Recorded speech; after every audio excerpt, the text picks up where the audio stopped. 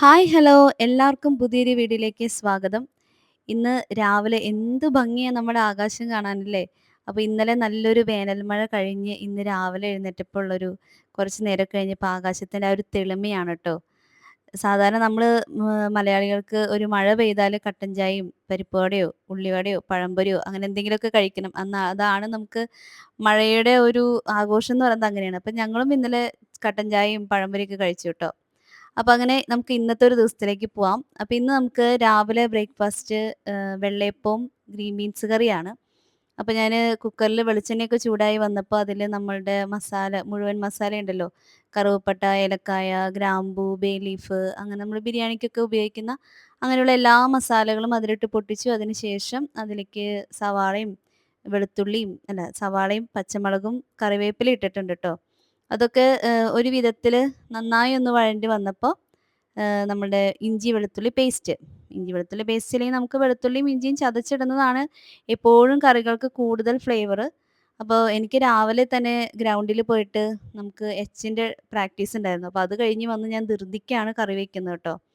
അപ്പോൾ അത് കഴിഞ്ഞ് അതെല്ലാം കൂടി ഒന്ന് വഴണ്ടി വന്നപ്പോൾ നമ്മുടെ പൊടികളായിട്ടുള്ള മഞ്ഞൾപ്പൊടി, മുളക് പൊടി, മല്ലിപ്പൊടി, ഗരം മസാല ഇത്രയും കാര്യങ്ങൾ ചേർത്തിട്ട് നന്നായിട്ടൊന്ന് വഴറ്റിയെടുക്കാം. അപ്പോൾ ഈ പൊടിയുടെ പച്ചമണം മാറുന്നത് വരെ എന്നൊക്കെ നമ്മൾ കേൾക്കുമ്പോൾ ആദ്യമൊക്കെ ഒന്ന് ഞാനും വിചാരിക്കും ഇതെങ്ങനെയാ മനസ്സിലാവാന്ന്. പിന്നെ എൻ്റെ ഒരു ട്രിക്ക് എന്ന് വെച്ചിട്ടുണ്ടെങ്കിൽ ഞാൻ അത് തുമ്മുമ്പോൾ എനിക്ക് മനസ്സിലാവും പൊടികളൊക്കെ മൂത്തിട്ടുണ്ടെന്ന്. പിന്നെ പിന്നെ പിന്നെ നമുക്കതങ്ങനെ ചെയ്ത് ചെയ്ത് പ്രാക്ടീസ് ആവുമ്പോൾ നമുക്കത് മനസ്സിലാവും ട്ടോ. അപ്പോൾ അങ്ങനെ പൊടികളൊക്കെ മൂത്ത് വന്നപ്പോൾ തക്കാളി ചെറിയ ചെറിയ കഷ്ണങ്ങളാക്കിയത് ഇട്ട് കൊടുത്തിട്ടുണ്ട്. വളരെ എളുപ്പമായിട്ട് നമുക്ക് ഉണ്ടാക്കാൻ പറ്റുന്ന ഒരു ഗ്രീൻ ബീൻസ് കറിയാണ് കേട്ടോ. പക്ഷേ ഗ്രീൻ ബീൻസ് കറി രാവിലെ ഉണ്ടാക്കണം എന്നുണ്ടെങ്കിൽ നമ്മൾ തലേദിവസം വെള്ളത്തിലിട്ട് വെക്കാൻ മറക്കരുതെന്ന് മാത്രം. അപ്പോൾ അത് തക്കാളിയും ഇട്ട് കുറച്ച് വെള്ളം ഒഴിച്ച് തക്കാളിയൊക്കെ ഒന്ന് മെൽറ്റ് ആവാനായിട്ട് ഞാനവിടെ വെച്ചിട്ടുണ്ട് കേട്ടോ. അപ്പോൾ നമ്മുടെ അപ്പത്തിൻ്റെ പാത്രത്തിൻ്റെ ഭംഗി നിങ്ങൾ കാണുന്നുണ്ടല്ലോ. രാവിലെ ഞാൻ വന്നപ്പോൾ അപ്പമാവൊക്കെ തൂവി പുറത്ത് പോയിട്ടുണ്ടായിരുന്നു. അപ്പോൾ അതാണ് ആ പാത്രം അങ്ങനെ ഇരിക്കുന്നത്. അപ്പോൾ വെള്ളയപ്പത്തിന് അരച്ച് വെക്കുന്നത് ഞാൻ പലപ്പോഴും മുന്നും കാണിച്ചിട്ടുണ്ട്. വളരെ എളുപ്പത്തിലാണ്. നമ്മള് പച്ചരി ഒന്ന് നേരത്തെ വെള്ളത്തിലിട്ട് വെക്കണമെന്ന് മാത്രം.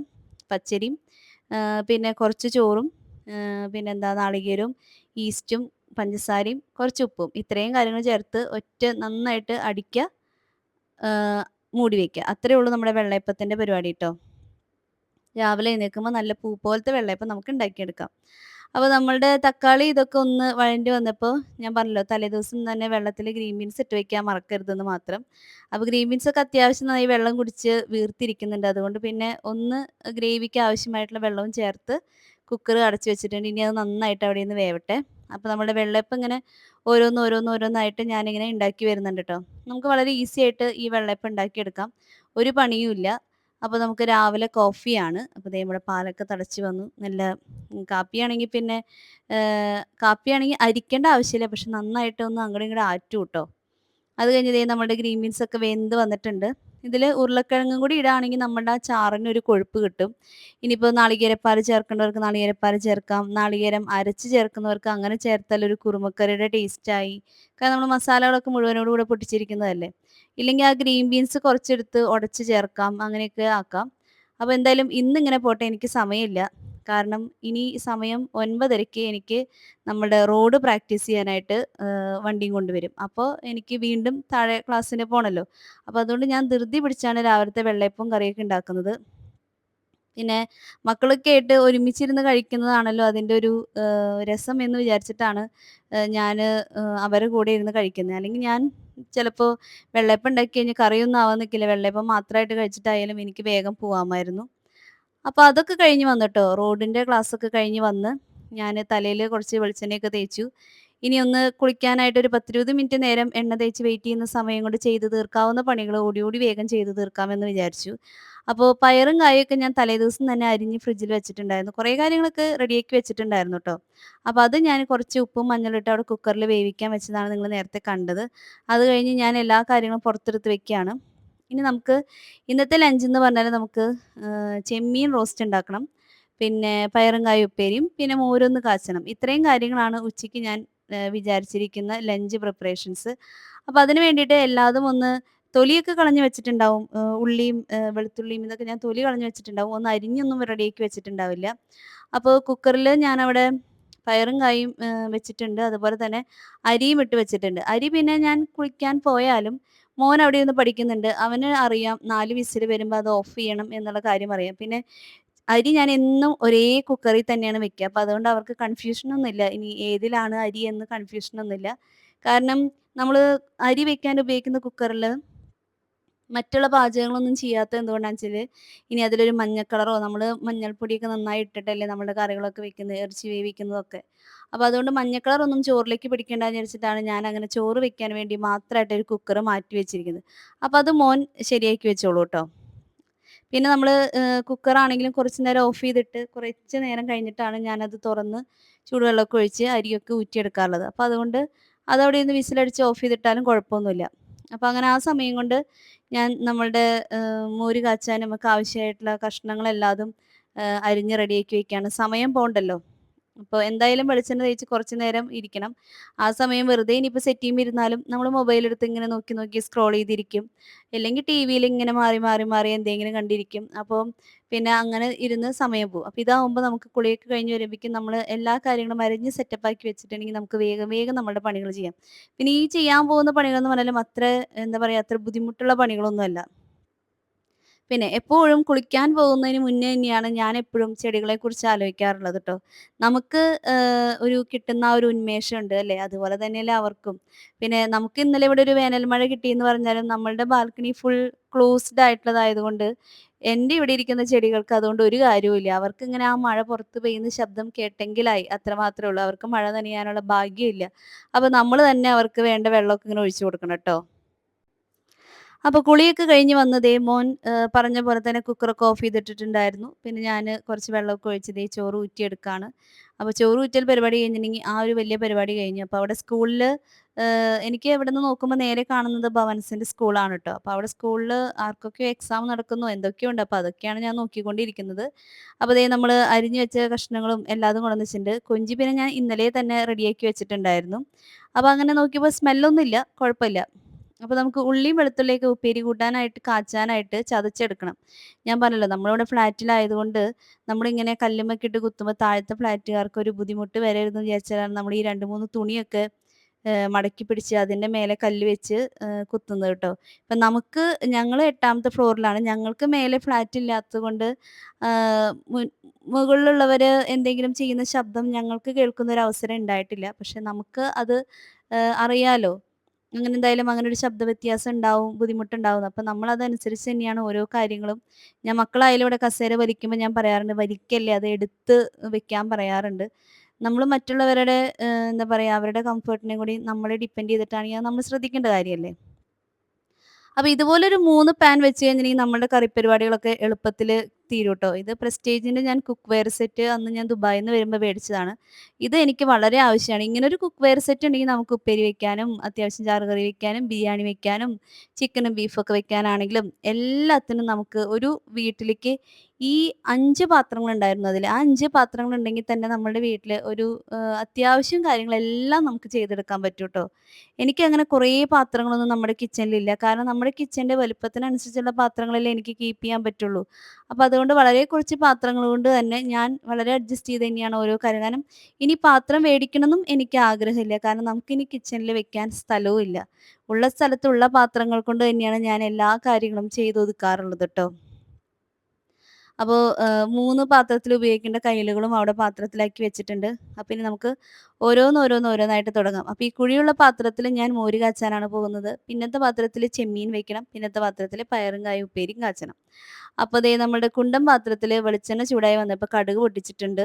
അപ്പൊ ചെറുതായിട്ട് കുരുകുരുന്നനെ അരിഞ്ഞിട്ടുള്ള സവാളയും തക്കാളിയും പച്ചമുളകും എല്ലാം ഒരുമിച്ച് ഇട്ട് കൊടുത്തിട്ടുണ്ട് ട്ടോ. ഇതിന്റെ ഇടയിൽ ഞാന് ഇഞ്ചി വെളുത്തുള്ളി പേസ്റ്റ് ഇട്ട് കൊടുത്തിട്ടുണ്ടായിരുന്നു. അത് ഞാൻ ഈ വീഡിയോ എഡിറ്റ് ചെയ്യാൻ നേരം കണ്ടപ്പോഴാണ് ആ ഒരു ഭാഗം ഞാനിതിൽ കണ്ടില്ല. അപ്പോൾ മോര് കാച്ചുമ്പോൾ അതിൽ ഇഞ്ചിയും വെളുത്തുള്ളിയും കഷ്ണങ്ങളായിട്ട് ചതച്ചിടാൻ പറ്റിയാലും അങ്ങനെ, അല്ലെങ്കിൽ പേസ്റ്റ് ആയാലും മതി. അതിടാനായിട്ട് മറക്കരുത്. പിന്നെ അതിൽ പൊടികളായിട്ട് ആവശ്യമുള്ളത് നമുക്ക് മഞ്ഞൾപ്പൊടി ഇടണം. പിന്നെ കുറച്ച് മുളക് പൊടിയും പേരിനിടണം. പിന്നെ ഞാൻ ദേ വറ്റൽമുളകാണ് ഇടുന്നത്. വറ്റൽമുളക് എന്ന് പറയുന്നത് എനിക്ക് ഭയങ്കര വീക്ക്നെസ്സാണ്. അത് കറികളിലിട്ട് അത് ഞാൻ കഴിച്ചൊന്നും നോക്കാറില്ല. പക്ഷേ എനിക്കത് കറികളില് ആ ഒരു വറ്റൽമുളകിന്റെ സാന്നിധ്യം കാണാൻ ഭയങ്കര ഇഷ്ടമുള്ള ഒരാളായതുകൊണ്ട് ഏതിലൊക്കെ ഇടാൻ പറ്റുന്നൊരു ചാൻസ് ഉണ്ടോ അതിലെല്ലാം ഞാൻ വറ്റൽമുളക് ഇട്ട് പൊട്ടിക്കും ട്ടോ. അതുകൊണ്ട് തന്നെ വറ്റൽമുളക് ഞാൻ ഓരോ മാസം കടയിൽ പോകുമ്പോൾ വലിയ പാക്കറ്റാണ് മേടിക്കുക. കാരണം അതിന് എനിക്ക് ഭയങ്കര ചിലവാണ്. ഞാൻ എല്ലാത്തിനും കിട്ടുന്ന സാഹചര്യത്തിലൊക്കെ വറ്റൽമുളക് ഇടും. അപ്പൊ നമ്മളിട്ട തക്കാളിയും, സവാളയും, പച്ചമുളകും, കറിവേപ്പിലയും എല്ലാതും ഒന്നിങ്ങനെ നന്നായി വഴണ്ടി വന്നപ്പോൾ ഞാൻ ദേ കുറച്ച് ഉപ്പിട്ട് കൊടുത്തിട്ടുണ്ട്. ഇനി നമുക്ക് കുറച്ച് അതിലേക്ക് ആവശ്യമായിട്ടുള്ള പൊടികൾ ഓരോന്നോരോന്നായിട്ട് ചേർക്കാം ട്ടോ. അപ്പോൾ മഞ്ഞൾപ്പൊടി ചേർക്കുന്നുണ്ട്. മഞ്ഞ കളറാണ് നമ്മളുടെ മോര് കാച്ചിയതിനുണ്ടാവുന്ന മെയിൻ കളറെന്ന് പറഞ്ഞാല്. എന്നാലും ആ കളറൊന്ന് ബാലൻസ് ചെയ്യാനായിട്ട് കുറച്ച് മുളക് പൊടിയും കൂടെ ഞാൻ ചേർത്തിട്ടുണ്ടായിരുന്നു ട്ടോ. ഇതിലേ ചില കാര്യങ്ങൾ എന്താണെന്ന് വെച്ചിട്ടുണ്ടെങ്കിൽ നമ്മളിങ്ങനെ വിചാരിക്കും വീഡിയോ ഓൺ ആണെന്ന് വിചാരിച്ചിട്ടാണ് നമ്മളിങ്ങനെ ചെയ്തു പോവാ. എല്ലാം ശരിയായിട്ട് കാണുന്നില്ലേ എന്ന് നോക്കാൻ വേണ്ടി നോക്കുമ്പോഴായിരിക്കും വീഡിയോ ചിലപ്പോൾ ഓഫ് ചെയ്ത് കിടക്കുന്നത് കാണാം. അപ്പോൾ നമ്മളതിൽ ഇടുന്ന കാര്യങ്ങൾ ചിലപ്പോൾ അതിൽ വിട്ടു പോയിട്ടുണ്ടാവും. പിന്നെ എനിക്ക് വോയിസ് ഓവർ കൊടുക്കുമ്പോൾ പറയുക മാത്രമേ നിവൃത്തിയുള്ളൂ. അങ്ങനെ വിട്ടുപോയതാണ് കേട്ടോ ഈ കാര്യങ്ങൾ. അപ്പോൾ ഞാൻ ആ പൊടികളൊക്കെ ചേർത്ത് അതവിടെ മൂക്കാനായിട്ട് വെച്ചിട്ടുണ്ട്. അപ്പോൾ ദേ നമ്മുടെ നടുവിലത്തെ ഇതിൽ ഞാൻ ചെമ്മീൻ റോസ്റ്റ് ഉണ്ടാക്കാനായിട്ട് സവാള നല്ല നീള നീള അരിഞ്ഞതും പച്ചമുളകും പിന്നെ 2 തണ്ട് കറിവേപ്പില ഇട്ടിട്ട് അത് വഴറ്റാനിട്ടിട്ടുണ്ട്. അത് അത്യാവശ്യം നമുക്ക് വഴണ്ടി വരേണ്ട കാര്യമായതുകൊണ്ട് സമയമെടുക്കും. അപ്പൊ അതങ്ങനെ അവിടെ വഴലട്ടെ എന്ന് വിചാരിച്ചു. പിന്നെ നടുവിലത്തെ അടുപ്പ് നമുക്ക് ചെറിയ കനം കുറഞ്ഞ അടുപ്പാണ് ട്ടോ. അപ്പൊ അതിന് അത്രയും തീ ശക്തമായിട്ടൊന്നും കത്തില്ല.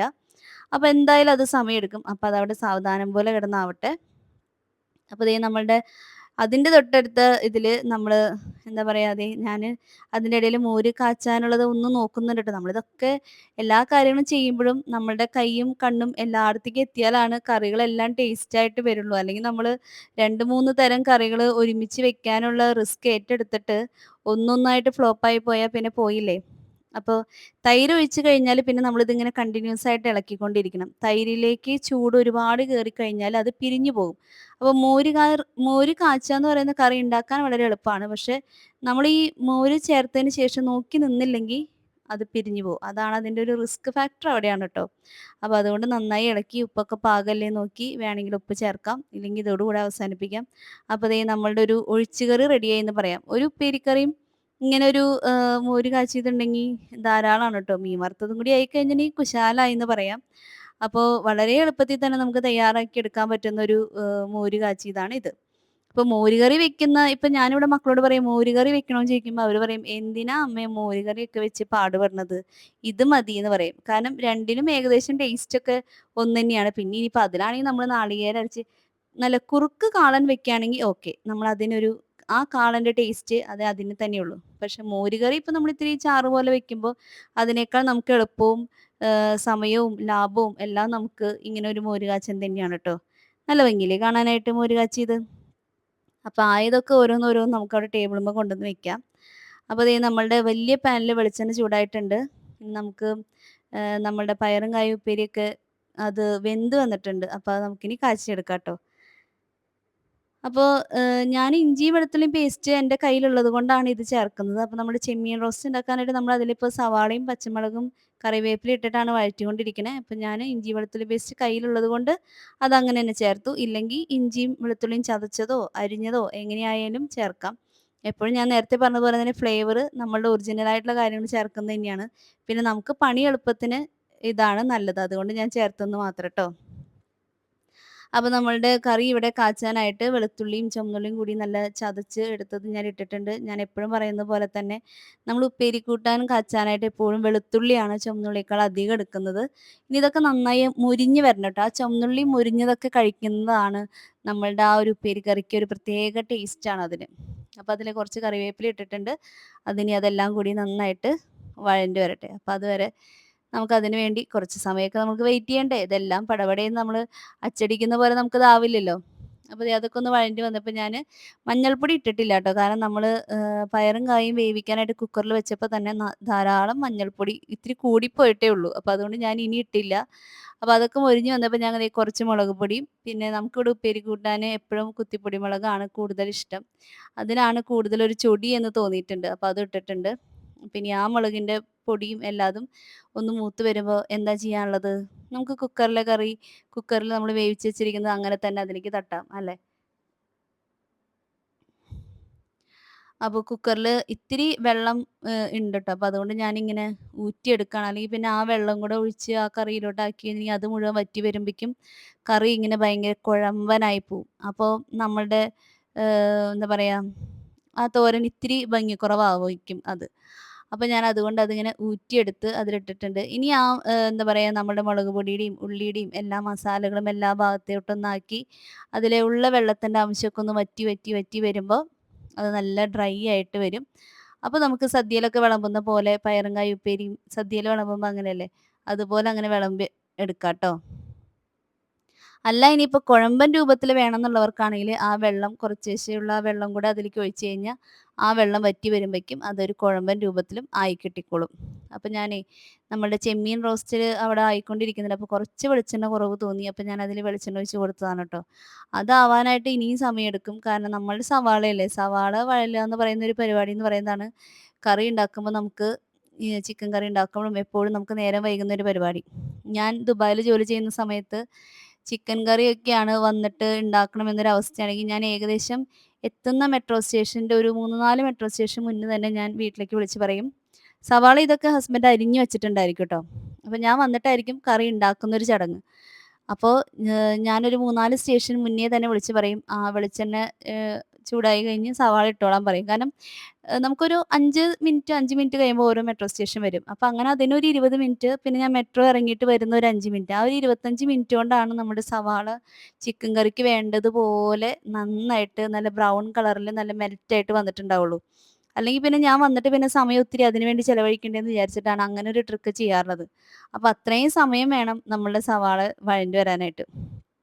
അപ്പൊ അതൊക്കെ പറഞ്ഞ നേരം കൊണ്ട് നമ്മളെ പയറുകായും ഉപ്പേരിയൊക്കെ റെഡിയായി. ഞാനതിൽ കുറച്ച് പച്ച വെളിച്ചെണ്ണ ഒഴിച്ച് കുറച്ച് കറിവേപ്പിലയും പൊട്ടിച്ച് ഒരു പാത്രത്തിലാക്കി. നിങ്ങൾ കണ്ടല്ലോ നല്ല ഭംഗിയുണ്ടായില്ലേ? അപ്പോൾ അത് ഞാൻ ടേബിളുമ്മെ കൊണ്ടുവന്ന് വെച്ചിട്ടുണ്ട് ട്ടോ. പിന്നെ ദേ നമ്മള് സവാളയൊക്കെ വഴഞ്ഞ് വന്നപ്പോൾ അതിൽ മഞ്ഞൾപ്പൊടി, മുളക് പൊടി, മല്ലിപ്പൊടി ഞാൻ ഇട്ടിട്ടില്ല, ഗരം മസാല. എന്നാ ദേ കിടക്കട്ടെ കുറച്ച് വറ്റൽമുളക് അതിലും കിടക്കട്ടെ എന്ന് വിചാരിച്ച് അതിലും ഇട്ടിട്ടുണ്ട്.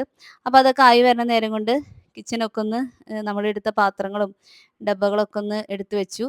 അപ്പോൾ അതും കൂടെ പൊടികളൊക്കെ ഇട്ടൊന്ന് മൂത്ത് വന്നപ്പോൾ തക്കാളി ഇട്ട് കൊടുത്തിട്ടുണ്ട്. ഇനി തക്കാളി ഒന്ന് മെൽറ്റായി വരാനായിട്ട് അതിനാവശ്യമായിട്ടുള്ള വെള്ളം, ചൂടുവെള്ളം ഞാൻ നമ്മൾ ഫിൽറ്ററിൽ നിന്ന് വെള്ളം എടുത്തിട്ട് ഗ്ലാസ്സിൽ ഒന്ന് ഓവനിൽ വെച്ച് ചെറിയൊന്ന് ചൂടാക്കും ട്ടോ. എന്നിട്ട് ആ വെള്ളം കൂടെ ഒഴിച്ച് ഇനി തക്കാളിയൊക്കെ നന്നായി മെൽറ്റായിട്ട് വരട്ടെ. അപ്പോൾ അതുവരെ അത് ഇടയ്ക്കിടയ്ക്ക് ഉപ്പ് നോക്കണം ട്ടോ. ഉപ്പ് നോക്കുന്ന പരിപാടി അതിൻ്റെ ഇടയിൽ നടക്കുന്നുണ്ട്. ഉപ്പ് എന്ന് പറയുന്നത് കൂടിപ്പോയാലും പ്രശ്നമാണ്, കുറഞ്ഞു പോയാൽ നമ്മുടെ കറിക്ക് ടേസ്റ്റും ഉണ്ടാവില്ല. അപ്പോൾ ഞാൻ ഉപ്പൊക്കെ നോക്കുന്നുണ്ട്. അപ്പോൾ അതൊക്കെ നോക്കി അതൊന്ന് മൂടി വെച്ച് ഇനി അതൊക്കെ ഒന്ന് സെറ്റായി വരട്ടെ. അപ്പോൾ ആ സമയം കൊണ്ട് ഇനി നമ്മളുടെ കിച്ചൺ ഇത്ര നേരത്തെ പണിയുടെ എന്തുമാത്രം അലങ്കോലമായിട്ടുണ്ടെന്നുള്ളത് ഞാനൊന്ന് കാണിച്ചു തരാം. കണ്ടോ?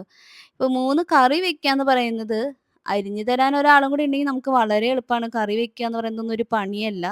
പക്ഷെ ഇതാണ് പണി. അതായത് നമ്മൾ എടുക്കുന്ന പാത്രങ്ങൾ ഇങ്ങനെ സിങ്കിലോട്ട് ഇട്ടിട്ട് നമ്മളുടെ കറിവെപ്പൊക്കെ കഴിയുമ്പഴേക്കും അടുക്കളയിൽ പാത്രങ്ങൾ നിറഞ്ഞിട്ടുണ്ടായിരിക്കും. അപ്പോൾ പാത്രം കഴുകി തരാൻ ഒരാളുണ്ട്, അരിഞ്ഞു തരാൻ ഒരാളുണ്ടെന്ന് പറഞ്ഞാല് പിന്നെ നമുക്ക് കറി വെക്കാന്ന് പറയുന്നത് ഒരു പണിയേ അല്ല ട്ടോ.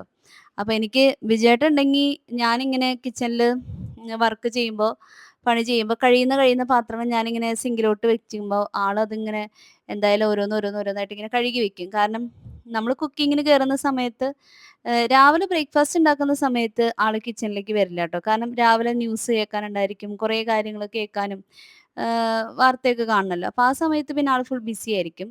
അത് കഴിഞ്ഞ് ഉച്ചയ്ക്കുള്ള ഭക്ഷണം ഉണ്ടാക്കുന്ന സമയത്തൊക്കെ ആള് ഫുൾ ടൈം നമ്മുടെ കൂടെ കിച്ചണിലുണ്ടായിരിക്കും. അപ്പൊ ആളുടെ ഡ്യൂട്ടി എന്ന് പറയുന്നത് ഞാനിങ്ങനെ പാത്രങ്ങൾ ഇങ്ങനെ ഓരോന്നോരോന്ന് സിങ്കിലേക്ക് വെക്കുമ്പോൾ അത് ഒപ്പം കഴുകുക എന്നുള്ളതാണ്. അപ്പൊ എന്റെ കുക്കിംഗ് അവിടെ തീർന്നുകൊണ്ടിരിക്കുമ്പോഴും കിച്ചൺ എപ്പോഴും നല്ല ക്ലീൻ ആയിരിക്കും. അപ്പൊ അത് നമുക്ക് ഭയങ്കര ഒരു സന്തോഷമാണ് ട്ടോ. പിന്നെ ഭക്ഷണം കഴിക്കാനിരിക്കുന്നതിന് മുന്നേ ഇനി ബാക്കി എന്തെങ്കിലും പാത്രം ഉണ്ടെങ്കിൽ എല്ലാം കഴുകി വൃത്തിയായിട്ട് വേണം ഫുഡ് കഴിക്കാനിരിക്കണം എന്നുള്ളത് വിചാരിന്റെ ഭയങ്കര ഒരു നിർബന്ധമുള്ള കാര്യമാണ്. അതുപോലെ സിങ്കിൽ ഒരിക്കലും പാത്രം കൂട്ടിയിടരുത്. എത്ര നേരം വൈകിയിട്ടായാലും പാത്രങ്ങളെല്ലാം കഴുകി വെച്ച് കിച്ചൺ ക്ലീൻ ചെയ്തിട്ടേ കിടക്കാൻ പാടുള്ളൂ. അതുപോലെ പാത്രങ്ങൾ അവിടെ ഇട്ടിട്ട് നമ്മൾ ഉച്ചയ്ക്ക് ഊണ് കഴിഞ്ഞിട്ടായാലും പോയി റെസ്റ്റ് ചെയ്യരുത്. ഇങ്ങനെ ഒരുപാട് കാര്യങ്ങൾ ഞാൻ പഠിച്ചത് വിജയന്റെ ആ ഒരു നിർബന്ധങ്ങളിൽ നിന്നാണ് ട്ടോ.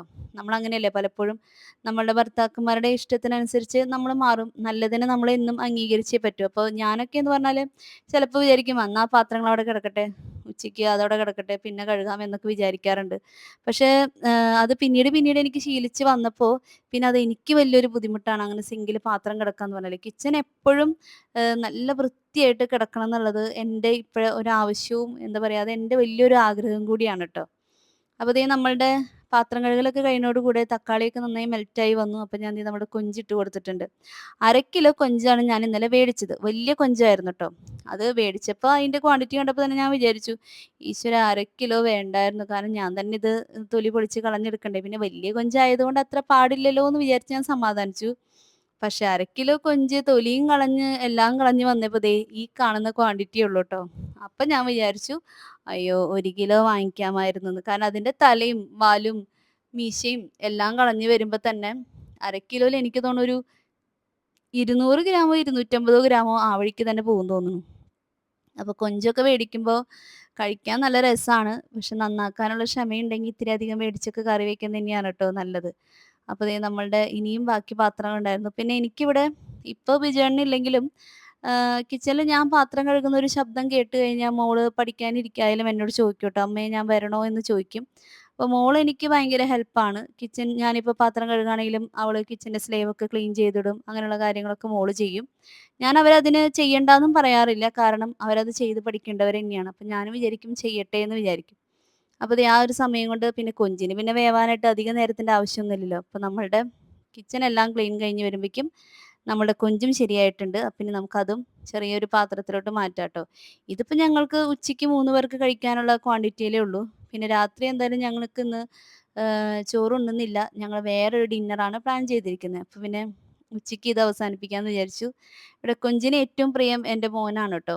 അവനാണ് എൻ്റെ അടുത്ത് എപ്പഴും എന്താ പറയാ കൊഞ്ച് വേടിക്കണം, പിന്നെ നത്തോലി ഇതൊക്കെ ഭയങ്കര ഇഷ്ടപ്പെട്ട ആളാണവൻ. അപ്പൊ ഞാനൊരു ഭംഗിക്ക് 2 തണ്ട് 2 തണ്ടില്ല, 1 തണ്ടിന്റെ കറിവേപ്പിലയും വെച്ചിട്ടുണ്ട്. അങ്ങനെ അതും സെറ്റായിട്ടുണ്ട്. അപ്പൊ ദേ മോള് വന്നിട്ടുണ്ട് ബാക്കി ഹെൽപ്പ് ചെയ്യാനായിട്ട്. ഇനി ഇതെല്ലാം കഴിഞ്ഞ് ഒരു അരമണിക്കൂറൊന്ന് റെസ്റ്റ് ചെയ്തതിന് ശേഷേ ഞാൻ ഫുഡ് കഴിക്കാൻ പോവുള്ളൂ ട്ടോ. അല്ലെങ്കിൽ നമുക്ക് ഈ ഒരു പണിയൊക്കെ ചെയ്ത് കഴിഞ്ഞ് ഇനി അപ്പൊ തന്നെ ഭക്ഷണം കഴിക്കാന്ന് പറഞ്ഞാ, ഇപ്പൊ തന്നെ നമുക്കൊരു കാര്യം എളുപ്പമുള്ള പണികളാന്ന് പറഞ്ഞാലും ഒരു ടയേർഡ് നമുക്ക് ഫീൽ ചെയ്യല്ലോ. അപ്പൊ അതൊക്കെ കഴിഞ്ഞ് ഒരു ഹാഫ് ആൻ അവർ അവിടെ സെറ്റീമേക്കെ പോയിരുന്ന് മക്കളുടെ കൂടെയൊക്കെ ഇരുന്ന് വർത്താനം പറഞ്ഞതിന് ശേഷം ഊണ് കഴിക്കാം. അപ്പൊ ദേ ഊണ് കഴിക്കാനായിട്ട് നമ്മള് ചോറുണ്ട്, പിന്നെന്താ നമ്മളുടെ പയറും കായും ഉപ്പേരിയുണ്ട്, കൊഞ്ചുണ്ട്. കൊഞ്ചെന്നൊന്നും ഞങ്ങള് പറയാട്ടോ, ഞങ്ങള് ചെമ്മീൻന്നാണ് പറയാ. ചെമ്മീനുണ്ട്, പിന്നെ മോര് കാച്ചിയതുണ്ട്. മോര് കാച്ചിയത് നമ്മുടെ ഇവിടെ ത്തെ മോരിന് ഭയങ്കര ഒരു പുളിരസണ്ട് ട്ടോ. അപ്പൊ അതിന്റെ ഒരു പ്രശ്നണ്ട്. നല്ല തൈര് കിട്ടി മോര് കറി വെക്കാണെങ്കി അതിന് നല്ല ടേസ്റ്റ് തന്നെയാണ് ട്ടോ. അപ്പൊ ദേ ഞങ്ങള് 3 പേരും കൂടെ വർത്താനൊക്കെ പറഞ്ഞ് ഭക്ഷണം കഴിക്കാണ്. അപ്പോ പിന്നെന്താ, അപ്പൊ ഡ്രൈവിംഗ് സ്കൂളില് പോകുന്ന വിശേഷങ്ങളൊക്കെ ഞാൻ മക്കളുടെ അടുത്ത് പറയൂട്ടോ. ഇന്ന് എച്ചെടുത്തു, അല്ലെങ്കിൽ കമ്പിമ്മെ തട്ടി, അല്ലെങ്കിൽ റോഡെടുത്തു, അതിന്റെ വിശേഷങ്ങളൊക്കെ പറയും. അപ്പൊ ഫുഡൊക്കെ കഴിച്ച് കഴിഞ്ഞ് കഴിഞ്ഞാ പിന്നെ എനിക്ക് ഈ ഒരു സെറ്റീമ്മെ കിടക്കുന്നതാണ് എൻ്റെ ഏറ്റവും വലിയ സന്തോഷം. റൂമിൽ പോയി കിടന്ന് കഴിഞ്ഞാ എനിക്ക് ഉറക്കം വരില്ലാട്ടോ. ഈ സെറ്റീമ്മെ എന്തെങ്കിലും പരിപാടിയൊക്കെ കണ്ട് കഴിഞ്ഞാല് ഞാനിങ്ങനെ കുറച്ച് നേരം അതൊക്കെ കണ്ട് കണ്ട് കിടന്നുറങ്ങും. പിന്നെ കുറച്ച് ദിവസമായിട്ട് എന്തോ ഭയങ്കര കാലുവേദനയാണ്. അപ്പൊ ഞാനിങ്ങനെ 2 പില്ലോയൊക്കെ കയറ്റി വെച്ച് കാലൊക്കെ കയറ്റി വെച്ച് റിലാക്സ് ചെയ്ത് കിടക്കാണ്. നമ്മൾക്ക് ഒരു ബ്ലഡ് സർക്കുലേഷൻ എപ്പഴും നല്ലത് ഈ ഒരു പൊസിഷനാണല്ലോ എന്ന് വിചാരിച്ചിട്ടാണ് ട്ടോ അങ്ങനെ പില്ലോ ഒക്കെ വെച്ചിരിക്കുന്നത്. അപ്പൊ അത് കഴിഞ്ഞ് എനിക്ക് 4 മണിക്ക് ഡോക്ടർക്ക് അപ്പോയിന്റ്മെന്റ് ഉണ്ട്. അപ്പൊ ഞാൻ ആത്രയില് പോവാണ് ട്ടോ. അപ്പൊ ഞാന് 2 വീലറിലാണ് പോകുന്നത്. നല്ല എന്താ പറയാ അത്യാവശ്യം വെയിലുണ്ട്. ഞാന് കഴിഞ്ഞൊരു വീഡിയോയില് പറഞ്ഞല്ലോ, ഞാനിപ്പോ ഏകദേശം മാക്സിമം ഇങ്ങനെ മൊത്തം കവേർഡ് ആയിട്ടുള്ള കുർത്തയൊക്കെയാണ് പോവാറ്. പുറത്ത് പോകുമ്പോ ഇടാറുള്ളത്. അപ്പൊ ഞാൻ ഇതുപോലെയാണ് ട്ടോ ഇടാറുള്ളത്. അപ്പൊ അത് കഴിഞ്ഞ് അവിടെ ഹോസ്പിറ്റലിലെത്തി. ഈ ഹോസ്പിറ്റല് നമ്മുടെ തൃശ്ശൂര് വന്നിട്ട് ഇപ്പൊ ഒരു 7, 8 വർഷമായിട്ടുണ്ട്. പക്ഷെ പലപ്പോഴും പലർക്കും ഇങ്ങനെ ഒരു ഹോസ്പിറ്റൽ എവിടെയാന്ന് പോലും അറിയില്ല. നമ്മുടെ തൃശ്ശൂര് ബിഷപ്പ് ഹൗസിനോട് അടുത്താണ് ഈ ഹോസ്പിറ്റൽ ഇരിക്കുന്നത്. നല്ലൊരു ഹോസ്പിറ്റലാണ്. പ്രത്യേകിച്ച് ന്യൂറോ വിഭാഗത്തിന് നല്ല നല്ല ഡോക്ടേഴ്സ് അവിടെയുണ്ട്. ഇപ്പൊ നമ്മുടെ നാട്ടിലെ സ്ട്രോക്ക് എന്ന് പറയുന്നത് ഭയങ്കര കോമൺ ആയിട്ട് ഒരുവിധം പ്രായമായുള്ള ആളുകളൊക്കെ സ്ട്രോക്ക് വന്നിട്ടും തളർന്നു പോയിട്ടും പാരലൈസ്ഡ് ആയിട്ടുള്ള ആൾക്കാരൊക്കെ ഉണ്ട്. അപ്പൊ അവർക്കൊക്കെ നല്ല നല്ല ഡോക്ടേഴ്സ് ഈ ഹോസ്പിറ്റലിൽ ഉണ്ട് ട്ടോ. അപ്പോൾ ഇന്നത്തെ ഒരു ദിവസത്തെ സായാഹ്നം ഇങ്ങനെയായിരുന്നു. നല്ലൊരു സന്ധ്യാസമയം. അങ്ങനെ ഇതിനും നല്ല ശോഭയേറിയ സന്ധ്യാസമയങ്ങളൊക്കെ നമുക്ക് കാണാറുണ്ട് ട്ടോ. പിന്നെ ഇന്നത്തെ ഒരു ഡേ ഇൻ മൈ ലൈഫ് എന്ന് പറയുമ്പോൾ, ഞാനൊരു ഡേ ഇൻ മൈ ലൈഫിന്റെ വീഡിയോ ചെയ്യുമ്പോൾ അത് പ്രോപ്പറായിട്ട് രാവിലെ തുടങ്ങുന്നത് മുതൽ അന്ന് രാത്രി വരെയുള്ള കാഴ്ചകൾ അങ്ങനെ തന്നെയാണ് അതിൽ പകർത്താറുള്ളത്. അപ്പോൾ ഇന്നത്തെ സന്ധ്യാസമയം ഇങ്ങനെയാണ് ഞാൻ കണ്ടത്. അപ്പോൾ ഹോസ്പിറ്റലിൽ പോയി വന്നിട്ടുണ്ടെങ്കിൽ ഞാൻ പറഞ്ഞല്ലോ എനിക്കൊരു കാലുവേദന ഉള്ളതുകൊണ്ട് തന്നെ ഇപ്രാവശ്യം 2 മരുന്ന് കൂടുതൽ കിട്ടിയിട്ടുണ്ട്. ഡോക്ടർ പറഞ്ഞത് നെർവ് സംബന്ധമായ എന്തോ ഒരു പെയിനാന്ന് തോന്നുന്നു. അപ്പോൾ എന്തായാലും അതിനും മെഡിസിൻ കിട്ടിയിട്ടുണ്ട്. അപ്പോൾ ഹോസ്പിറ്റലിൽ പോയി വന്നിട്ടുണ്ടെങ്കിൽ മെഡിസിനൊക്കെ ഞാൻ അപ്പപ്പോൾ തന്നെ ഇങ്ങനെ വെട്ടി ഓരോ ചെപ്പിലാക്കി ഇടും ട്ടോ. എന്നാലാണ് എനിക്കതിനൊരു സമാധാനം ഉണ്ടാവുള്ളൂ. അപ്പൊ അതൊക്കെ കഴിഞ്ഞപ്പോ ദേ നല്ല തെളിഞ്ഞ മൂണാണ്. ഇന്ന് നല്ല അമ്പിളി മാമൻ നല്ല അമ്പിളി വട്ടത്തിൽ തന്നെ വന്നിട്ടുണ്ട് ട്ടോ. അപ്പൊ അതും കണ്ടു. അപ്പൊ ഞാൻ ഇന്നത്തെ ഒരു ദിവസം എൻ്റെ കണ്ണിലൂടെ കാണുന്ന കാഴ്ചകളും, ഞാൻ കണ്ട കാര്യങ്ങളും, ഞാൻ ചെയ്ത കാര്യങ്ങളാണ് നിങ്ങളുടെ മുന്നിലും കാണുന്നത്. അപ്പൊ രാത്രി നമുക്കിന്ന് ചിക്കൻ. ഇത് ഞാൻ മുൻപ് പലപ്പോഴും കാണിച്ചിട്ടുണ്ട്. നമ്മളുടെ സുഗ്ന പ്രൊഡക്ട്സിന്റെ ഈ ഒരു ചിക്കൻ 65 വറക്കാന്ന് പറയുന്നത് ഇവിടെ മക്കൾക്ക് ഭയങ്കര ഇഷ്ടാണ്. അപ്പൊ അതിലും കോരി ഇട്ടിട്ടുണ്ട് വറ്റൽമുളകും, കറിവേപ്പിലയും. ഞാൻ പറഞ്ഞില്ലേ എനിക്ക് ഒരു മാസത്തില് ഞാൻ വറ്റൽമുളകിന്റെ വലിയൊരു പാക്കറ്റാണ് ട്ടോ വാങ്ങിക്ക. അപ്പൊ ഇന്ന് ഈ ചിക്കൻ 65ഉം പിന്നെ ഷെയ്ക്ക് അടിക്കാന്നാണ് വിചാരിച്ചേക്കണത്. അപ്പൊ ഷെയ്ക്ക് അടിക്കണം എന്നൊരു പ്ലാനിങ് ഉണ്ടായിരുന്നത് കൊണ്ട് തന്നെ പാല് നേരത്തേ മേടിച്ച് ഫ്രീസറിൽ വെച്ച് കട്ടയാക്കിയിട്ടുണ്ടായിരുന്നു. പലപ്പോഴും പലരും പാല് ചൂടാക്കി തിളപ്പിച്ചതിന് ശേഷം പാല് കട്ടയാക്കാറുണ്ട്. ഞാനങ്ങനെ ചെയ്യാറില്ല. നമ്മുടെ പാക്കറ്റ് പാല് മേടിച്ച് അങ്ങനെ തന്നെ കട്ടയാക്കാണ് ചെയ്യാറ്. പിന്നെ 2 പൂവമ്പഴവും, പിന്നെ 2 പാക്കറ്റ് ബൂസ്റ്റും, കപ്പലണ്ടിയും ഇത്രയും കാര്യങ്ങൾ മതി നമുക്കൊരു ഷാർജ ഷേക്ക് വീട്ടിലുണ്ടാക്കാനായിട്ടല്ലോ. ഇതൊക്കെ എല്ലാവർക്കും അറിയാം. അപ്പൊ ഞാൻ ബൂസ്റ്റ് ഇട്ടിട്ടുണ്ട്. ഇനി ഇത് ഇത്രയും കാര്യങ്ങൾ ചേർത്ത് ഞാൻ ആദ്യം മിക്സിയിൽ നന്നായിട്ടൊന്ന് അടിച്ച് അതിനൊന്ന് നന്നായി അരച്ചെടുക്കും ട്ടോ. അടിച്ചെടുക്കും. അത് കഴിഞ്ഞിട്ടാണ് പാലിന്റെ കട്ടകൾ ചേർത്ത് കൊടുക്കാറുള്ളത്. എന്നിട്ട് പിന്നെ അതും പഞ്ചസാര ചേർക്കണം. പഞ്ചസാരയും ചേർത്ത് നന്നായി അടിച്ചെടുത്തിട്ട് പിന്നെ പാലും ചേർത്ത് നന്നായി അടിച്ചെടുക്കും. അപ്പോഴേക്കും മോള് ഗ്ലാസ്സിൽ കപ്പലണ്ടിയൊക്കെ ഇട്ട് സെറ്റാക്കിയിട്ടുണ്ടാവും. അപ്പൊ ഞാനതിങ്ങനെ മീതെ മീതെ ഒഴിക്കും. മോളില് വീണ്ടും ഒരു തുണ്ട് ഉണ്ടെങ്കിൽ തുണ്ട് ബൂസ്റ്റ് പിന്നെയും ഇട്ട് കൊടുക്കും. കുറച്ച് കപ്പലണ്ടിയും വിതറിക്കഴിഞ്ഞാൽ നമുക്ക് തന്നെ വീട്ടിൽ നല്ല സൂപ്പറായിട്ട് നല്ല ഷാർജ ഷേക്ക് ഉണ്ടാക്കി കഴിക്കാവുന്നതല്ലേ ഉള്ളൂ. അപ്പൊ പുറത്തുനിന്ന് നമ്മൾ ചൂടത്തുനിന്ന് കേറി വരുമ്പോൾ ഒരിക്കലും ഇങ്ങനെയൊന്നും കഴിക്കരുത് ട്ടോ. ഇതിപ്പോ നമ്മള് വീട്ടിലിരുന്ന് നമ്മൾ നല്ല കൂളായിട്ട് ഇരിക്കുന്ന, നല്ല കൂളല്ല എന്നാലും നമ്മളൊരു റൂം ടെമ്പറേച്ചറിലായിരിക്കുന്ന, റിലാക്സ് ചെയ്തിരിക്കുന്ന അവസ്ഥയായതുകൊണ്ട് നമുക്ക് ഇങ്ങനെയുള്ള ഷേക്കുകൾ കഴിച്ചാലും വലിയ ബുദ്ധിമുട്ടുണ്ടാവില്ല. എന്നാലും തണുപ്പാണ്. അങ്ങനെ ബുദ്ധിമുട്ടുള്ളവരൊക്കെ ഇങ്ങനെയുള്ള ഭക്ഷണങ്ങൾ ഒഴിവാക്കുന്നത് തന്നെയാണ് നല്ലത്. പ്രത്യേകിച്ച് സൈനസിന്റെ പ്രശ്നങ്ങളുള്ളവരും കുട്ടികളാണെങ്കിൽ കഫക്കെട്ടുള്ളവരൊക്കെ ആണെങ്കില് ഇതൊക്കെ ഒഴിവാക്കുന്നത് തന്നെയാണ് നല്ലത്. പിന്നെ എന്നാലും നമ്മളുടെ മക്കൾക്ക് നമുക്ക് വല്ലപ്പോഴൊക്കെ ഉണ്ടാക്കി കൊടുക്കാനായിട്ട് നല്ലതല്ലേ. നമ്മൾ ഇതുപോലെ ഒരു ഷാർജ ഷേക്ക് 3 പേര് പുറത്ത് പോയി കഴിക്കണമെങ്കിലും അത്യാവശ്യം പൈസയാവും. നമുക്കിത് ഉണ്ടാക്കാനറിയാം. ഇത് എങ്ങനെ ഉണ്ടാക്കണ്ടേന്ന് അറിയാം എന്നുണ്ടെങ്കിൽ പിന്നെ എനിക്ക് തോന്നുന്നു പുറത്ത് പോയി കഴിക്കുന്നതിനേക്കാളും ടേസ്റ്റിൽ നമുക്ക് വീട്ടിലുണ്ടാക്കുകയും ചെയ്യാം. ഏത് ഷേക്ക് ഉണ്ടാക്കുകയാണെങ്കിലും ഞാനിങ്ങനെ തന്നെയാണ് ട്ടോ ഉണ്ടാക്കാറുള്ളത്. ഏത് ഫ്രൂട്ടാണോ അവൈലബിൾ ആയിട്ടുള്ള ഫ്രൂട്ട് അത് വെക്കും. ഈ കട്ടപ്പാലൊഴിക്കും. കട്ടപ്പാലിടും. പിന്നെ ബൂസ്റ്റ് അങ്ങനെ എല്ലാത്തിനും നമുക്ക് ചേർക്കാൻ ടേസ്റ്റ് അനിവാര്യമാവില്ല. ഇനിയിപ്പോ സ്ട്രോബെറിയോ, ബ്ലൂബെറിയോ, മാംഗോയോ അങ്ങനെയുള്ള കാര്യത്തിനൊന്നും നമുക്ക് ബൂസ്റ്റ് ചേർക്കേണ്ട കാര്യമില്ല. ബൂസ്റ്റ് മെയിനായിട്ട് ഇങ്ങനെ പഴത്തിന്റെയും പിന്നെ എന്താ പറയാ അവക്കാഡോ ഇങ്ങനെയുള്ള ഫ്രൂട്ടൊക്കെ വെച്ച് ഷേക്ക് ഉണ്ടാക്കുമ്പോൾ മാത്രമാണ് ഞാൻ ബൂസ്റ്റ് ചേർക്കാറുള്ളൂ. അപ്പോൾ ദേ മോള് ഞാൻ പറഞ്ഞില്ലേ കപ്പലണ്ടിയൊക്കെ റെഡിയാക്കി. അപ്പോൾ എനിക്കാണെങ്കി ഈ ഷെയ്ക്കില് കപ്പലണ്ടി ഇങ്ങനെ ഇടയിലെടയില് കഴിക്കാനായിട്ട് എനിക്ക് ഭയങ്കര ഇഷ്ടാണ്. അതിങ്ങനെ കടിക്കാനായിട്ട്. അപ്പോൾ മോളുടേലാണ് ഏറ്റവും കുറവുണ്ടാവുക. അവൾക്കങ്ങനെ അത് താല്പര്യമില്ല. എന്നാലും പിന്നെ ഒരു ഭംഗിക്ക് ഇട്ടേക്കണൂന്നുള്ളൂ ട്ടോ. എൻ്റെ ക്ലാസ്സിലാണ് ഏറ്റവും കൂടുതൽ കപ്പലണ്ടി നിങ്ങൾ കാണുന്നത്. അപ്പോൾ അങ്ങനെ ഇന്ന് ഷെയ്ക്ക് ഉണ്ടാക്കി. അപ്പോൾ ഷെയ്ക്കും ചിക്കനും ആയിക്കഴിഞ്ഞിട്ടുണ്ടെങ്കിൽ ഞങ്ങൾക്ക് രാത്രി ഡിന്നറ് അത് മതി. കാരണം ഇന്ന് ഉച്ചയ്ക്ക് എന്താ പറയാ മോരും കൊഞ്ചും ഒക്കെ ആയിട്ട് നല്ല രീതിക്ക് എല്ലാവരും ഭക്ഷണം കഴിച്ചിട്ടുണ്ട്. അപ്പോൾ മോൻ എൻ്റെ അടുത്ത് ഉച്ചയ്ക്കേ പറഞ്ഞിട്ടുണ്ടായിരുന്നു, "അമ്മേ രാത്രി എനിക്കിനി ഭക്ഷണം വേണ്ടാട്ടോ" എന്ന് പറഞ്ഞിട്ടുണ്ടായിരുന്നു. അപ്പൊ അതുകൊണ്ടാണ് രാത്രിയത്തെ ഫുഡ് ഇങ്ങനെ ആക്കിയത്. അപ്പൊ ഇതാവുമ്പോ വലിയ കുഴപ്പമില്ലല്ലോ. ഇനി ചോറൊന്നും ഉണ്ണാനുള്ള മനസ്സ് അവർക്കില്ല. അപ്പൊ ഞങ്ങള് 3 പേരും കൂടെ ഞങ്ങള് എപ്പഴും രാത്രിയത്തെ ഭക്ഷണം കഴിക്കാനിരിക്കുമ്പോഴാണ് ട്ടോ അളിയൻസ് കാണാറുള്ളത്. നമ്മളുടെ ഏം, അമൃത ടിവിയില് അല്ല അമൃത ടിവിയില് മുന്നായിരുന്നു. ഇപ്പൊ കൗമുദിയിലാണ്. ഞങ്ങളതിങ്ങനെ യൂട്യൂബിൽ വെച്ച് എല്ലാ എപ്പിസോഡും ഞങ്ങള് എന്താ പറയാ അപ്ഡേറ്റ് ആയിട്ട് കണ്ടുവരുന്ന ഒരു സീരിയലാണത്.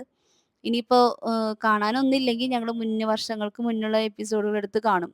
അപ്പൊ ഞങ്ങളുടെ വൈകുന്നേരത്തെ ഡിന്നർ കഴിക്കുന്ന സമയമാണ് അളിയൻസ് എന്ന് പറയുന്ന ഒരു സീരിയൽ കാണുന്ന സമയം. അപ്പൊ ഞങ്ങളതങ്ങനെ അതൊക്കെ കണ്ട് ആസ്വദിച്ച് വിശേഷങ്ങളൊക്കെ പറഞ്ഞ് നമ്മുടെ ഞാൻ പറഞ്ഞല്ലോ നമ്മുടെ മക്കൾക്ക് ഒരുപാട് വിലയേറിയ സമ്മാനങ്ങളൊന്നും മേടിച്ചു കൊടുക്കാൻ ചിലപ്പോൾ നമുക്ക് പറ്റിയെന്ന് വരില്ല. അതൊക്കെ ഓരോരുത്തരുടെ സാഹചര്യം പോലെയാണ്.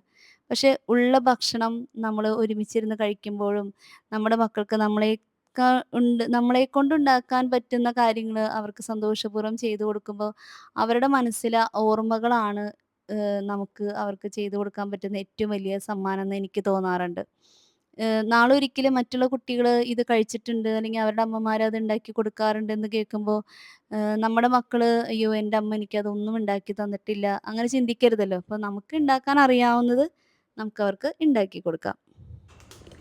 നമ്മൾ ഈ ഫ്ലാറ്റിലേക്ക് വന്നിട്ട് ഇപ്പോൾ 1 വർഷം ആവാറായിട്ടുണ്ട്. അപ്പോൾ ഇതുവരെ നമുക്ക് ഒരു ഇഷ്യൂസും ഒന്നിനെ കുറിച്ചും ഉണ്ടായിട്ടില്ല. അപ്പോൾ കഴിഞ്ഞ ദിവസങ്ങളിൽ കുറച്ച് വെള്ളം ഇവിടെ ഇങ്ങനെ ഈ കോർണറിൽ ലീക്കായി വന്നു. അപ്പോൾ നമുക്ക് അങ്ങനെയുള്ള കാര്യങ്ങളൊക്കെ ഉണ്ടെങ്കിൽ നമ്മൾ അപ്പാർട്ട്മെന്റിലല്ലേ, അപ്പോൾ നമുക്കൊരു കെയർ ടേക്കർ ഉണ്ട് പറയാനായിട്ട്. അപ്പോൾ അദ്ദേഹത്തിൻ്റെ അടുത്ത് പറഞ്ഞപ്പോൾ ആൾ പറഞ്ഞത് ഇതുപോലൊരു പൊടി, അതായത് നമ്മളുടെ എന്താ പറയുക, ഡ്രെയിനേജ് ഒക്കെ ക്ലീൻ ചെയ്യാനായിട്ട് ഒരു പൗഡർ സൂപ്പർ മാർക്കറ്റിൽ മേടിക്കാൻ കിട്ടും. അതൊന്ന് മേടിച്ചിട്ട് ഇട്ടാൽ മതി. അപ്പോൾ എന്തെങ്കിലും ചിലപ്പോൾ ഈ നമ്മൾ കഞ്ഞിവെള്ളമൊക്കെ ആണെങ്കിലും നമ്മൾ ഇതിലല്ല ഒഴുക്കി കളയണേ, അപ്പോൾ അതിൻ്റെയൊക്കെ കൊഴുപ്പും ഒക്കെ കെട്ടി നിന്നിട്ട് എന്തെങ്കിലും ബ്ലോക്ക് ഉണ്ടായതായിരിക്കും. അപ്പോൾ അത് പോയി കിട്ടിക്കോളും എന്നാണ് പറഞ്ഞത്. ഞാൻ പക്ഷെ അതൊന്നും ചെയ്യാതെ തന്നെ അത് എങ്ങനെയോ മാറി. പക്ഷെ 2 ദിവസം കഴിഞ്ഞപ്പോൾ വീണ്ടും കുറച്ച് വെള്ളം അവിടെ ലീക്കായി. അപ്പോൾ ഞാൻ വിചാരിച്ചു എന്തായാലും ആൾ പറഞ്ഞതല്ലേ, അപ്പോൾ അത് ചെയ്യാമെന്ന് വിചാരിച്ചു. അപ്പോൾ നിങ്ങൾക്ക് പലർക്കും അറിയാവുന്ന കാര്യമായിരിക്കും, പലരും വീട്ടിൽ ചെയ്ത് കിട്ടും. ഞാൻ എന്തായാലും ആദ്യമായിട്ടാണ് ഈ ഒരു കാര്യം ചെയ്തത്. അപ്പം അത് ആരെങ്കിലും ഇത് ഉപയോഗമുള്ളവരുണ്ടെങ്കിൽ അറിഞ്ഞോട്ടെ എന്ന് വിചാരിച്ചതാണ് കേട്ടോ. നമ്മളൊരു നല്ല ആളുകളൊക്കെ ഉള്ള വീട്ടിലാണെങ്കിൽ ഒരു 3 months കൂടുമ്പോൾ അല്ലെങ്കിൽ ഒരു 6 months കൂടുമ്പോൾ ഈ പൗഡർ ഇതുപോലെ ചെയ്താൽ നമ്മുടെ ഈ സിങ്കിൻ്റെ ഒക്കെ ഡ്രെയിനേജൊക്കെ ക്ലീൻ ആക്കി വരാനായിട്ട് നല്ലത്. ഇപ്പം നമ്മുടെ വാഷ്റൂമിൻ്റെ ആണെങ്കിലും ഒക്കെ നല്ലതാണ്. അപ്പോൾ ഇതെങ്ങനെയാണെന്ന് വെച്ചാൽ ഇതാണ് ഈ പാക്കറ്റ്. ഒരു ചെറിയൊരു സാഷറ്റ് പോലത്തെ ഒരു പാക്കറ്റാണ് കേട്ടോ. ഇതിൻ്റെ വില എന്ന് പറഞ്ഞു കഴിഞ്ഞാൽ 30 രൂപയാണ് ഇതിൻ്റെ വില. അപ്പോൾ നമ്മളുടെ ഇവിടെ വീടിൻ്റെ അടുത്തുള്ള സൂപ്പർ മാർക്കറ്റിൽ ഞാനിങ്ങനെ കാര്യം പറഞ്ഞപ്പോൾ തന്നെ അവർക്ക് മനസ്സിലായി, അവരെടുത്ത് തന്നു. അപ്പോൾ ഇതുമേ ഡ്രെയിൻ ക്ലീനർ എന്നാണ് കൊടുത്തിരിക്കുന്നത്. അപ്പോൾ ഇത് എങ്ങനെ ചെയ്യാന്ന് വെച്ചാൽ, അപ്പോൾ എന്തായാലും ഇതിനൊരു കെമിക്കൽ റിയാക്ഷൻ ഉണ്ടായിരിക്കുമല്ലോ ഒരു ഡ്രെയിൻ ക്ലീൻ ചെയ്യാന്ന് പറയുന്നത്. അപ്പോൾ നമ്മൾ അങ്ങനെ ഉപയോഗിക്കുന്ന കപ്പ് എടുക്കണ്ട, ഒരു ഉപയോഗിക്കാത്ത ഒരു കപ്പ് എടുക്കുക.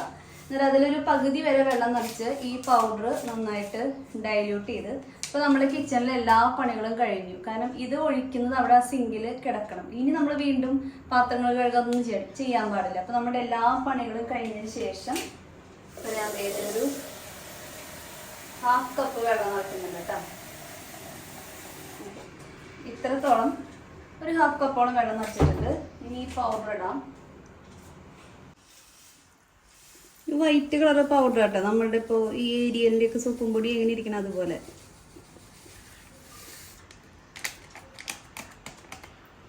ഞാനിപ്പോൾ ഇത് ഈ കത്രികയുടെ ഇത് വെച്ചിട്ട് തന്നെ ഒന്ന് കലക്കണ്ട കേട്ടോ. നമ്മളിൽ വേറെ കോലോ അങ്ങനെയൊന്നുമില്ല. ഒരു പെൻ ഓയിലിൻ്റെ ഒക്കെ പോലത്തെ ഒരു സ്മെല്ലാണ് എനിക്ക് ഫീൽ ചെയ്യണേ. അപ്പോൾ അത് ഡൈല്യൂട്ട് ആകുമ്പോഴാണ് തോന്നുന്നു കളർ മാറി ഇത്തിരി കൂടെ വൈറ്റ് കളറായിട്ടുണ്ട്. ഇത് കയ്യിലൊന്നും വീഴണ്ട, നമുക്കറിയില്ലല്ലോ ഇതിൻ്റെ കപ്പാസിറ്റി, എന്തെങ്കിലും വല്ല ബേണിങ് സെൻസേഷനോ വല്ല ചോർച്ചലൊക്കെ ഉണ്ടോ എന്ന് പറയാൻ പറ്റില്ല. അപ്പോൾ ഇത് ഞാനിതിങ്ങനെ തന്നെ വെച്ചിട്ടുണ്ട്. ഇത് നമ്മൾ ഈ ഡ്രെയിനേജിലേക്ക് നമ്മുടെ എല്ലാ പണിയും കഴിഞ്ഞിട്ട് ഏറ്റവും ലാസ്റ്റ് എനിക്ക് അതിൻ്റെ മണത്തിനൊരു പ്രശ്നം വരുന്നുണ്ട് കേട്ടോ. നമുക്ക് ഈ അലർജിയുടെ പ്രശ്നമുള്ളതുകൊണ്ട് ചില കെമിക്കൽസിൻ്റെ മണം നമുക്ക് പിടിക്കില്ല.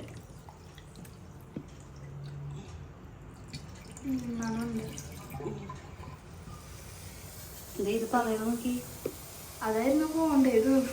ഇങ്ങനെ തുണ്ട് വെള്ളം കൂടെ അതിലാക്കുന്നുണ്ട്. അപ്പം ഇതുപോലെ ചിലപ്പോൾ ആ ഒരു പതയിൽ കണ്ടില്ലേ, അതുപോലെ നമ്മളുടെ ഡ്രെയിനേജിൻ്റെ ഉള്ളിൽ ചിലപ്പോൾ ഇത് പതയുന്നുണ്ടായിരിക്കും. ഇനി ഇതിലേക്ക് വെള്ളമൊന്നും ഒഴിക്കണ്ട, അതിന് ആ പോയ വഴി അവിടെ കിടക്കട്ടെ.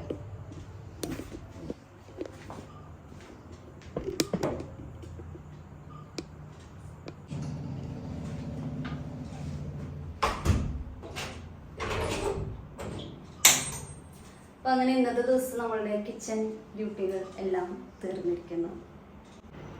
പിന്നത്തെ ഒരു കാര്യം ചെയ്യും, നമ്മൾ എല്ലാ പണികളും കഴിഞ്ഞിട്ടാണ് ഇത് ചെയ്യുന്നത്. അപ്പം അതിന് ഇപ്പം ഞങ്ങളത് ചെയ്തു, പക്ഷെ അതിൻ്റെ ആ ഒരു റിയാക്ഷൻ നടക്കുന്നതിൻ്റെ ആയിരിക്കും ഒരു സ്മെല്ല് വരുന്നുണ്ട്. അപ്പോൾ നമ്മൾ കിച്ചൻ്റെ ഡോർ അടച്ചിടുക, ജനൽ തുറന്നിടാൻ പറ്റുന്നവരാണെങ്കിൽ ജനലൊന്ന് ഓപ്പൺ ആക്കി ഇടുക, അല്ലെങ്കിൽ എക്സോസ്റ്റൻ്റെ ഫാൻ.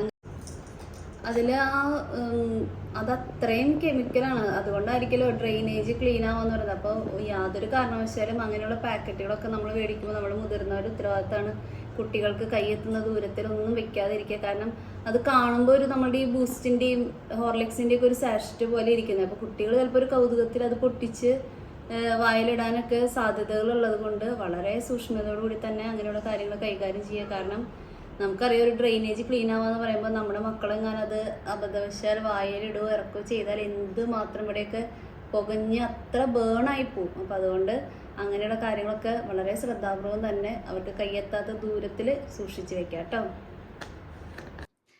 ഇപ്പൊ ഈ വേനൽക്കാലം തുടങ്ങിയപ്പോ എല്ലാ പണികളും കഴിഞ്ഞിട്ടാണ് ട്ടോ രാത്രിയിലത്തെ കുളിയൊക്കെ.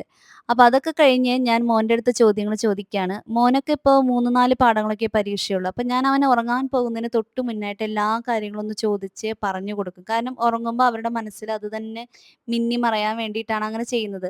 പണ്ടൊക്കെ നമ്മുടെ മുത്തശ്ശിമാര് നമുക്ക് അമ്മൂമ്മമാര് നല്ല കഥകൾ പറഞ്ഞു തരാറുള്ളത് നമ്മളുടെ നല്ല ചിന്തകൾ നമ്മളിൽ ഉണ്ടാവട്ടെ എന്ന് വിചാരിച്ചിട്ടല്ലേ. അപ്പൊ അതാണ് ഉറങ്ങാൻ പോകുന്നതിന് തൊട്ട് മുന്നേ നല്ല കാര്യങ്ങൾ പറഞ്ഞിട്ട് ഉറങ്ങണമെന്ന് പറയുന്നത്. അപ്പോൾ ഇങ്ങനെയൊക്കെയായിരുന്നു ഇന്നത്തെ ഞങ്ങളുടെ ഒരു ദിവസത്തെ വിശേഷം. നിങ്ങളെല്ലാവരും സന്തോഷമായിട്ടിരിക്കുന്നു. മക്കളുടെ എക്സാമൊക്കെ നന്നായി പോകുന്നു എന്ന് വിചാരിക്കുന്നു. അപ്പോൾ ഞങ്ങളും സുഖമായിട്ടിരിക്കുന്നു ഇവിടെ. അപ്പോൾ അടുത്തൊരു വീഡിയോയിൽ പെട്ടെന്ന് കാണാം. See you soon. Bye by.